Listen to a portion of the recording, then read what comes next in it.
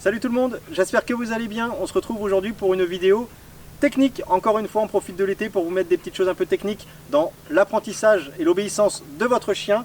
On va parler aujourd'hui d'une petite chose très importante qui est la construction quand on punit ou quand on félicite un chien. La construction pour en faire le moins possible par la suite et faire comprendre au chien que le moindre petit geste, la moindre petite parole du maître va faire qu'on va obtenir notre objectif et qu'on n'est pas obligé de faire tout un protocole. On va vous expliquer tout ça. C'est parti.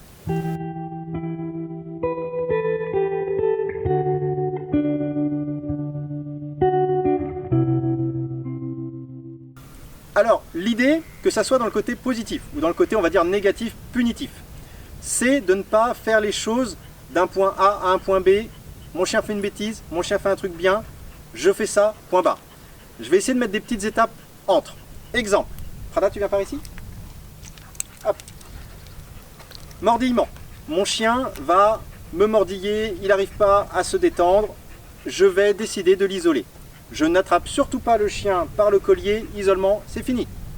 Pourquoi? Parce que là, je suis condamné à ne faire que isolement.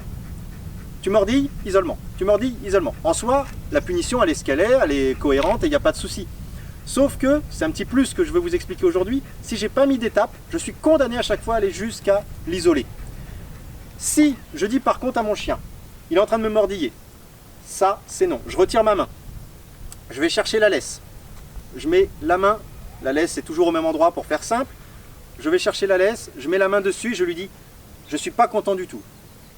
Je prends la laisse, je l'attache au chien. Ça c'est non, tu viens avec moi. Non. Je vais à la porte, j'ouvre la porte, je lui fais un signe du doigt par exemple. Il rentre, ou je l'aide un petit peu à rentrer si besoin. Je ferme la porte, je peux répéter un non par exemple. Là j'ai mis plusieurs étapes jusqu'à mon isolement. Ce qui veut dire qu'après, le chien ressort, alors là je vous passe tout le côté, le chien ressort, il est encore excité, on recommence, et si et ça, ou il s'est calmé, tout va bien. En tout cas, je me positionne quelques jours, quelques heures plus tard. Donc si ma difficulté, mon mordillement du jour se reproduit, je vais arriver vers le chien. Ça, c'est non. Je mets la main sur la laisse. Je t'ai dit non. Je reprends. Alors n'allez pas re-regarder la vidéo en vous disant « Ah, il avait dit ça ». Je suis en train de vous dire, ça se joue pas au millimètre, hein, mais toc. Je reprends le chien. Je t'ai dit non, hein. Je remets la main sur la porte. Interdit, non. Tu rentres. Au moment où il rentre, je ne ferme pas la porte cette fois-ci. C'est ok? Tu ressors, je te détache. Et je vois ce qu'il arrive. S'il a compris, pas de souci. S'il n'a pas compris, je ferme la porte cette fois-ci. Tu y retournes et je ferme la porte. Je reprends mon étape d'avant. Il a validé au moment de la porte était encore ouverte, il a compris. Il me remordit X temps plus tard. Ça, c'est non. Je prends la laisse, boum, j'attache, t'ai dit non, interdit, je remets les mêmes mots, la même gestuelle, le même protocole, on va vers la porte, je mets la main sur la poignée, c'est non, hein. Je redétache, tu peux y aller, c'est compris? Ok, c'est pas compris, je réouvre et ainsi de suite. Le coup d'après, je vous passe quelques étapes, hein. Le coup d'après, le chien me mordit, ça c'est interdit, hein. La main sur la laisse, et le chien il va me regarder, Je sais que quand il met la main sur la laisse, derrière il m'attache, derrière je vais à l'isolement, et ci et ça. Donc, je m'arrête dès maintenant. Ce qui veut dire qu'au bout du bout, je n'ai plus besoin que de faire le chien me mordit.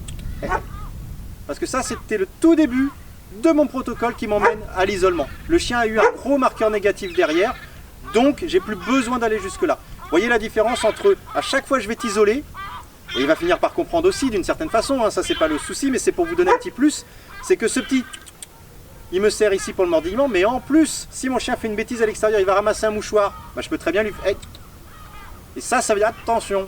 Au-delà de je suis dehors et je vais pas avoir ma porte pour t'isoler, mais ça c'est connu par le chien comme oh là là, début de protocole de je suis dans la merde, j'en ai pour une heure, mon maître il va pas me lâcher, il va m'isoler, il va me mettre la laisse, et ci et ça, c'est pas bon. Donc ça marche sur cette bêtise, ça marche sur une autre, et puis surtout bah, c'est connu par le chien comme quelque chose de négatif. Et donc moi je me fatigue plus après, j'ai plus besoin d'aller isoler, j'ai plus besoin de monter en tension, juste un... Et ça suffit. Alors je vous montre ça avec le doigt et le... Ça c'est universel. Peu importe ce que vous mettez derrière. Mais réfléchissez à... Shadow, stop. Réfléchissez à... Quand je fais mon protocole, je pars de ça jusqu'à ça. Et donc, qu'est-ce que j'ai envie d'avoir à la fin? Juste de lui dire non par exemple. Et ben, ça veut dire que je commence mon petit protocole par non, non. Et mon non suffira au bout du bout. Donc ça c'est pour l'exemple négatif maintenant, et on a Prada qui s'impatiente un petit peu, au-delà de Shadow qui guette les bateaux au loin. Assise. Dans le jeu et l'obéissance, c'est pareil. Prada, assise. Quand je fais un assis avec mon chien, je vais m'aider d'une balle, par exemple. Eh bien, si je fais juste assis, ça c'est ne pas penser à la suite, parce que je vais quand même pas faire dans le vide, plus tard, ça n'a aucun sens. Par contre, si je lui dis assise, j'ai mon doigt qui s'est mis comme ça. Donc, l'étape d'après, c'est que je peux très bien faire ouais, assise. Oui, assise, très bien. Et donc, après, j'ai plus que ma voix. Prada, assise. C'est ma gestuelle, je vais lever un petit peu le menton et je... Assise, oui. Et après, j'ai plus que la voix, comme je le disais. Assise. C'est très bien. Tiens, tu peux prendre. Vous voyez, c'est un petit exemple là qui est beaucoup plus raccourci que la punition. Mais quand je fais une gestuelle, je vais mettre mon chien au coucher, je prends ma balle, mon petit bâton ou autre, et je l'emmène pour aller se coucher. Je fais ça avec la main, par exemple, pour l'emmener. Il y a mon bâton à l'intérieur, mais j'emmène. Pourquoi? Parce que quand j'ai plus le bâton, ça c'est connu par le chien. Et pas, je prends le bâton, allez, tu fais coucher. Et puis quand j'ai plus le bâton, allez, couche-toi. Soit je fais autre chose et du coup le chien ne comprend pas, soit je fais la même chose et c'est plus du tout naturel. Je fais pas ça pour coucher mon chien quand j'ai rien dans les mains. C'est absurde complètement. Donc, pensez à construire positivement ou négativement.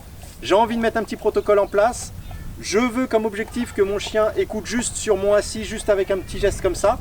Donc quand je m'entraîne avec mes outils, quand je mets en place ma punition, je mets en place toutes mes étapes pour arriver à ça. Et pas isolement quoi qu'il arrive, et pas moi assis, je suis condamné avec ma balle parce qu'il ne sait pas s'asseoir autrement. Je prépare ma sortie. Donc vous l'avez bien compris, en plus et en moins, comment utiliser ce petit protocole. Parenthèse, sur le chien réactif, pour élargir un petit peu. Lorsque votre chien est réactif sur vélo, jogger, voiture, congénère, peu importe, vous allez mettre des petits protocoles de travail. Mais si vous ne pensez pas à la sortie, vous êtes condamné à faire toujours la même chose. C'est-à-dire que si je dis à mon chien parce que quelque chose passe devant et que ça le fait réagir, calme-toi, je le tiens ici au collier, calme, je mets le boudin ici, calme-toi, là, là, là, là, là, et ça passe. Ok, mais ça veut dire que là, j'ai pas réfléchi à ma sortie qui est que quand j'ai plus mon boudin, ou la balle, là j'avais une balle, mais c'est souvent avec des boudins qu'on peut travailler un petit peu.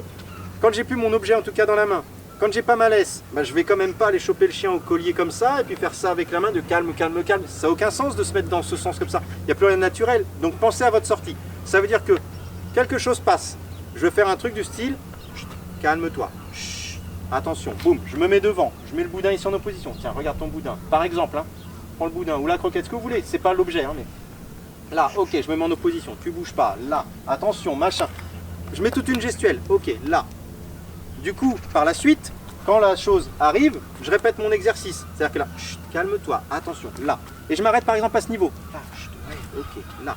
Très bien, tout va bien. Oui, il n'a pas réagi. Ça veut dire qu'il comprend juste ce petit volte-face. Donc, le coup d'après, ça va être calme-toi, calme-toi. Là, oui, calme, oui, très très bien. Le coup d'après, calme, calme-toi. Et ma finalité, au-delà de ignorer complètement, qui est ma vraie finalité, mais le chien commence à... Il réagit pas, j'ai pas de souci. Par contre, il commence à réagir un petit peu. J'ai juste à faire un petit... Parce que ça amorce la suite. Ça amorce le ça, le boudin. Calme-toi, je travaille ici et ça. Donc le chien sait qu'on va rentrer dans ce protocole. Juste le chut. Ok, ça j'ai pigé, je dois me calmer, j'aurai ma récompense au bout du bout.